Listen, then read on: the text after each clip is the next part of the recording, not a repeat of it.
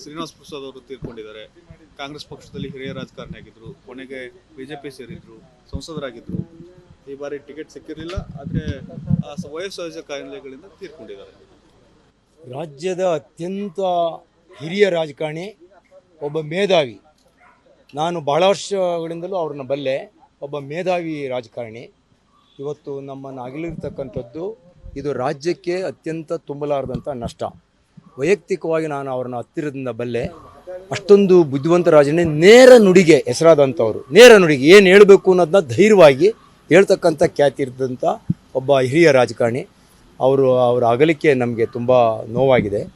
ಒಬ್ಬ ಅವನು ಒಂದು ಆ ಮಟ್ಟದ ಒಬ್ಬ ರಾಜಕಾರಣಿನ ಮರೆಯಾಗಿದ್ದು ಇವತ್ತು ನಿಜವಾಗ್ಲೂ ಕೂಡ ಅನೇಕ ಯುವಕರಿಗೆ ಅವ್ರಿಗೆಲ್ಲರೂ ಕೂಡ ಭಾಳ ತುಂಬಲಾರ್ದ ನಷ್ಟ. ಯಾಕೆಂದರೆ ಅವರು ಅನೇಕರಿಗೆ ಮಾದರಿಯಾಗಿದ್ದಂಥ ರಾಜಕಾರಣಿ. ಹಾಗಾಗಿ ಅವರ ಅಗಲಿಕೆ ನಮಗೆ ತುಂಬ ನೋವಾಗಿದೆ. ಅವರ ಕುಟುಂಬಕ್ಕೆ ಇದನ್ನು ಭರಿಸ್ತಕ್ಕಂಥ ಶಕ್ತಿಯನ್ನು ಭಗವಂತ ಕರುಣಿಸಲಿ ಅಂತ ಹೇಳ್ಬಿಟ್ಟು ನಾನು ಕೇಳ್ಕೊಳ್ತೀನಿ. ಸರ್, ಈಗ ಎರಡನೇ ಹಂತದ ಮತದಾನ ಮುಗಿದಿದೆ. ಒಂದನೇ ಹಂತದ ಮತದಾನ ಮುಗಿದಿದೆ, ಎರಡನೇ ಹಂತದ ಇದೆ. ಮೊದಲನೇ ಹಂತದಲ್ಲಿ ಕಾಂಗ್ರೆಸ್ ಎಷ್ಟರ ಮುಗಿಟ್ಟಿಗೆ ಒಂದು ಸೀಟ್ಗಳನ್ನು ಗೆಲ್ಲುತ್ತೆ ಅನ್ನುವಂಥದ್ದು ಸರ್?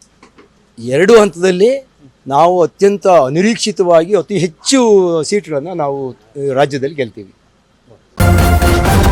ನ್ಯೂಸ್ ಫಸ್ಟ್, ನಿರ್ಭೀತಿಯಿಂದ ನಿಮ್ಮ ಪರವಾಗಿ.